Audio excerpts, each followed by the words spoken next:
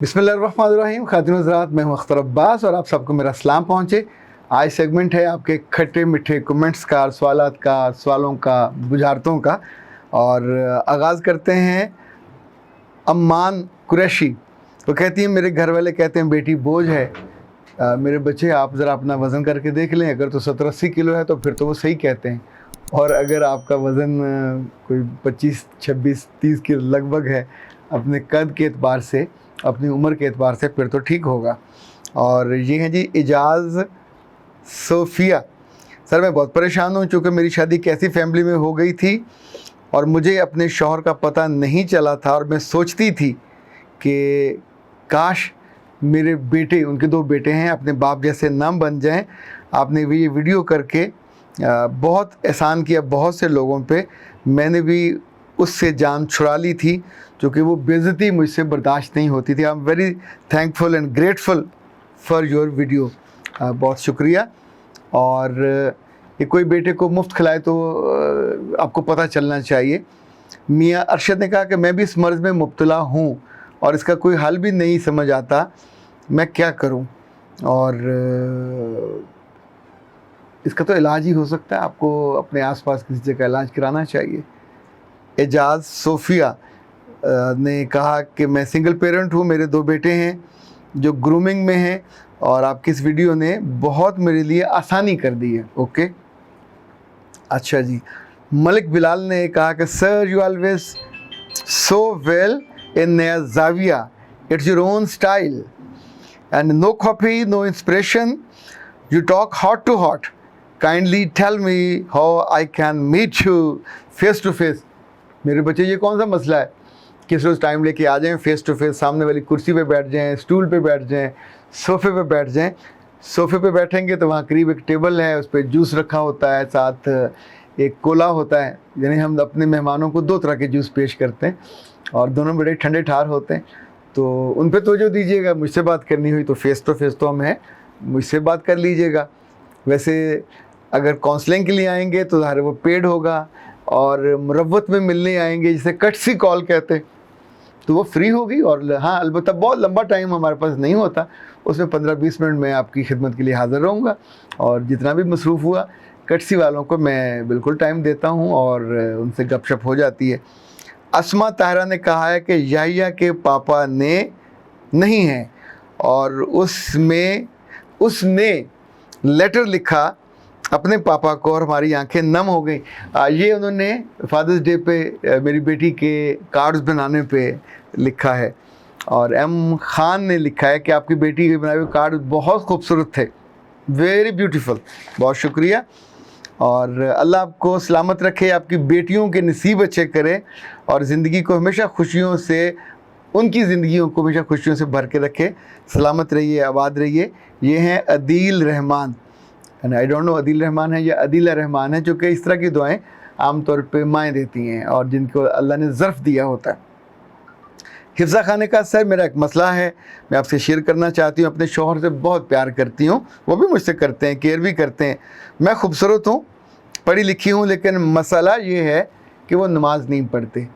अच्छा, ये एक ख़ास पस मंज़र में है। नमाज के बारे में आपको जानते हैं कि नमाज के बारे में हमारा फेथ है, हमको बताया गया है। नमाज इतनी शानदार चीज़ है कि अगर आप पढ़ते हो दिल से समझ के, तो ये आपको बहुत सारी बुराइयों से बचाती है। बहुत मुमकिन है अल्लाह ने उसको डिज़ाइन इसलिए किया हो, जैसे दीवार होती है ऐसे नमाज भी दीवार जान है, दीवार ईमान है, तो हमको बचाती है। थोड़ा हया तो बंदे को आ जाता है।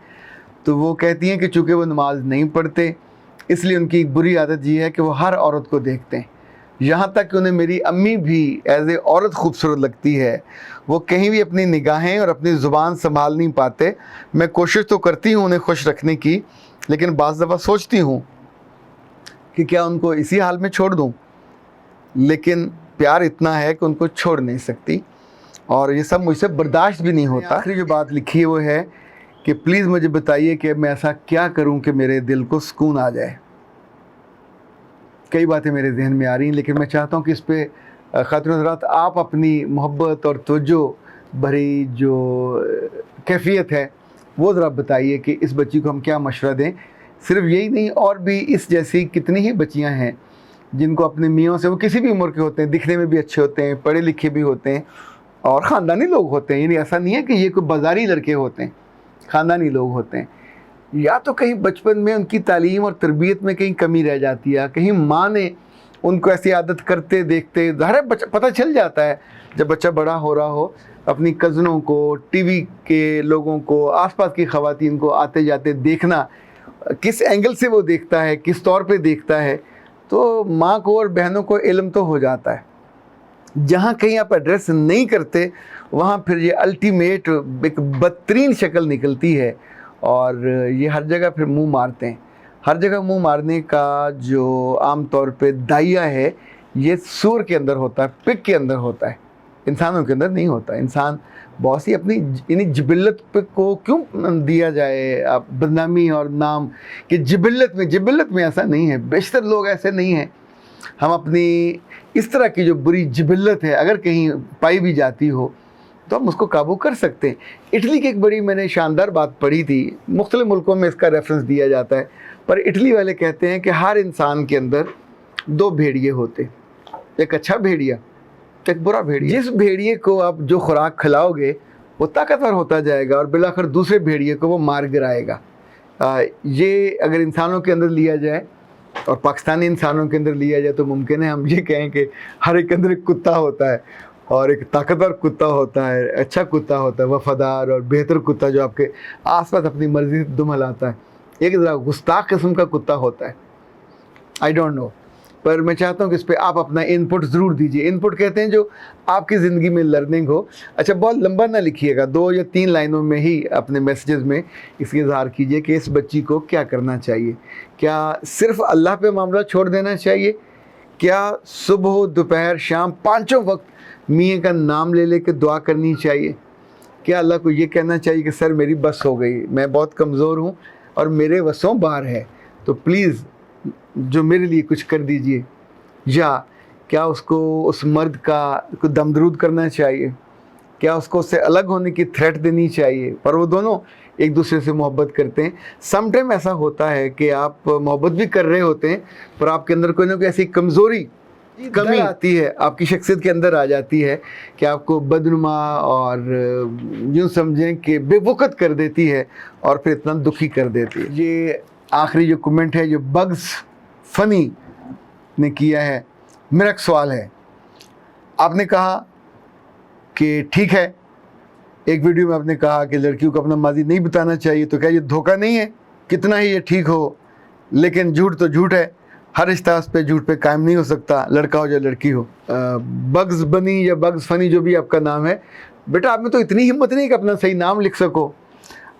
بات آپ نے اتنی بڑی کلہاڑا تیز کر کے ماری ہے کہ جی غلط کہا کہ یہ کرنا چاہیے کہ نہیں. اگر مجھ سے کوئی یہ پوچھے کہ کیا حال ہے تو میں کیا اس کو جواب دوں؟ الحمدللہ میں ٹھیک ہوں, یا یہ کہوں کیا حال کا پوچھتے ہو؟ 2 دن پہلے ستیہ ناز, چھینکیں آ کے برا حال تھا, رات کو نیند نہیں آئی, پیٹ میں درد تھا, کھانا ٹھیک کھایا نہیں تھا, اس سے 2 دن پہلے میں سلپ ہو گیا, مجھے چوٹ لگ گئی, میرا ناخن ٹوٹ گیا.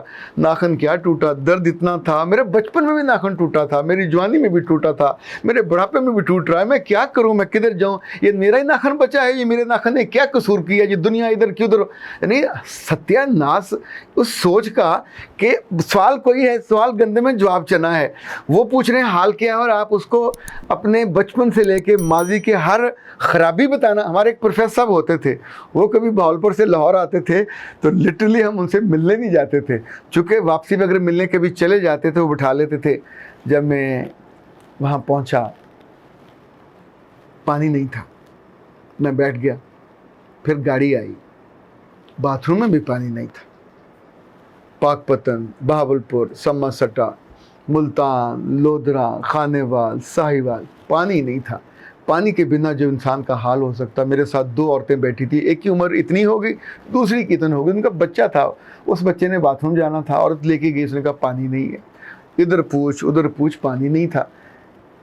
اچھا جتنے گھنٹے, تب 8 گھنٹے لگتے تھے بہاولپور سے لاہور آنے میں, 8 گھنٹے ان کی ڈیٹیل ڈسکرپشن چلتی تھی. اس وقت دل کرتا تھا کہ کانوں میں نا کوئی روئی وغیرہ ڈال دے, پر نہیں ڈال سکتے تھے. اے اللہ کی بندی, کس احمق کے ساتھ تم رہی ہو, کس کی تم نے گھٹی لی ہے کہ اپنی زندگی کو نارمل خوشی کے ساتھ گزارنے اور عزت کے ساتھ گزارنے کی بجائے تم چاہتی ہو تمہیں پہلے دن ہی جوتے پڑیں. اچھا اگر انسان خود جوتے کھانے کا آرزو مند ہو اور وہ بھی سب 4 لوگوں کے بیچ میں، اپنے خاندان کے، ان کے خاندان کے سب مہمان آئے ہوں گے، ان کی ممانیاں، چچیاں، خالائیں، اور وہاں صبح آپ کو بٹھا کے بتائے کہ یہ لڑکی سچ کی بنیاد پہ زندگی بسر کرنا چاہتی ہے اور اس سے پہلے یہ 2 جگہ منہ مار چکی ہے، 3 جگہ یہ جوتے کھا چکی ہے، 4 اس کے بوائے فرینڈ رہے ہیں اور انہوں نے اس کے ساتھ یہ کیا اور یہ مجھے بتا رہی ہے شادی کے پہلے دن خوشی کے ساتھ میں تو سچ کی بنیاد پہ زندگی کا آغاز کرنا چاہتی ہوں. تو کرو جا کے آغاز، جہاں سے آئی ہو وہاں جاؤ، ناک کٹوا کے، کان کٹوا کے، جیسے پرانے وہ قربانی کے جانور ہوتے تھے لوگ ان کی کاٹ دیتے تھے. تم لوگوں کو بار بار سمجھانے پہ نہیں سمجھ آتی، تو جن کو سمجھ آ گئی ہے وہ تو خاموش ہیں، وہ تو ہاں کر رہے ہیں. تو بسم اللہ، تم نے جانا ہے اس ٹٹھے خوہ میں تو بابا جاؤ. بدنامی، رسوائی، بے عزتی سب آپ کا انتظار کر رہی ہیں. اپنا چوائس ہے. میں آپ کو عزت کا راستہ بتا رہا ہوں. جو پوچھا نہیں ہے وہ کیوں بتانا ہے؟ حال پوچھا ہے تو بتا دو الحمدللہ میں ٹھیک ہوں.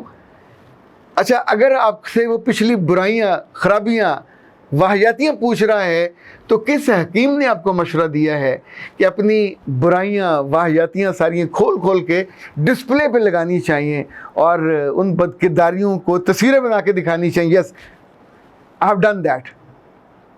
اتنی سی بھی کامن سینس ہو تو انسان اس بارے میں سوچتے ہوئے بھی ڈرتا ہے. ایک اور بات، جس گناہ پہ، جس غلطی پہ آپ کی ماں کی نیکی کی وجہ سے، باپ کی نیکی کی وجہ سے یا اللہ کی مہربانی سے رب نے پردہ ڈال دیا، اس سے زیادہ کم عقلی، بے ہدایتی، نالائکی کیا ہوگی کہ آپ اس پردے کو چاک کر کے بتانا چاہتے ہو کہ نہیں میں یہ جو کچھ ہوں خوبصورت نہیں، اندر سے تو میں انتہائی مکروہ، کری اور بدصورت ہوں اور یہ میری شکل ہے اور مجھے دھکے مار کے، ٹھڈے مار کے یہاں سے نکال دو. ویسے نکاح سے پہلے وہاں جب لوگ بیٹھے ہوتے ہیں وہاں اعلان کر لیں، اسپیکر پکڑے، مائک پکڑے، مولوی صاحب چپ ہو جاؤ، میں ذرا پہلے اعلان کر لوں. خواتین حضرات، میں زندگی میں 19 گناہ کیے، 18 ہو گئے تھے، 19واں رہ گیا تھا، موقع سے میں بھاگ گئی تھی، یا یہ ہو گیا تھا، یا وہ وغیرہ وغیرہ. مطلب کیا شوق ہے آپ کو گندگی کی کمنٹری کرنے کا؟ آپ لاہور کی وہ جو تھی، لاہور کی گندگی اور سیوریج صاف کرنے والے کسی محکمے کے ورکر رہے ہو، سپروائزر رہے ہو، کہ آپ نے ضرور ڈھکن اٹھا کے لوگ اس گندگی کو صاف کرتے ہیں، اس گندگی میں جا کے جان دے دیتے ہیں، سانس بند ہو جاتا ہے. آپ کو اپنی گندگی پہ شرم بھی نہیں آتی، سانس بھی نہیں بند ہوتا، آپ باہر آ کے اس کی ایکسپلینیشن دینا چاہتے ہیں. خواتین حضرات، اندر بڑی بدبو ہے، میرے ماضی میں بہت گند ہے، میرے ماضی میں یہ ہوا. کس کو بتانا چاہ رہے ہو؟ کیا پاکستان میں موجودہ حکومت نے کوئی ایسا ایوارڈ اناؤنس کیا ہے کہ ایسے پہلے تو مکروہ کام کرنے والوں کو، پھر اس کو اون کرنے والوں کو قانون سزا دینے کی بجائے، جوتے مارنے کی بجائے اور اس کے ساتھ ٹھیک ٹھاک سلوک کرنے کی بجائے آپ کو بگی پہ بٹھا کے اور لاہور کی مار روڈ کی سیر کرائی جائے گی اور وہاں لوگ کھڑے ہوں گے، واہ واہ یہ وہ شاہکار آ رہا ہے جو گندگی کے مظاہرے کا اظہار کرنا چاہتے ہیں. بگ بگی یا بگ فنی جو بھی ہیں، میں تو آپ کو یہ بھی نہیں کہہ سکتا کہ میرے بچے، میری توبہ میرا بچہ بھی ایسا ہو. میں تو آپ سے، جس کے بھی آپ بچے ہو، خدا کا خوف کھاؤ، عقل سے کام لیا کرو. ہر بات کو آگے توڑنا، مروڑنا، اس کے الٹ چلنا اگر آپ پہ واجب ہے تو ضرور کیجئے. عقل مند لوگ، عقل مند لڑکیاں، سمجھدار بیٹیاں اور تھوڑی سی معصوم اور اندر سے پاکیزہ صفت لڑکیاں جن سے کبھی غلطی ہو جائے، وہ اپنی غلطی کا اشتہار نہیں دیتی. آپ کو اشتہار دینے کا شوق ہے؟ میرا ذمہ اوش پوش. اختر عباس کو اجازت دیجیے. السلام علیکم.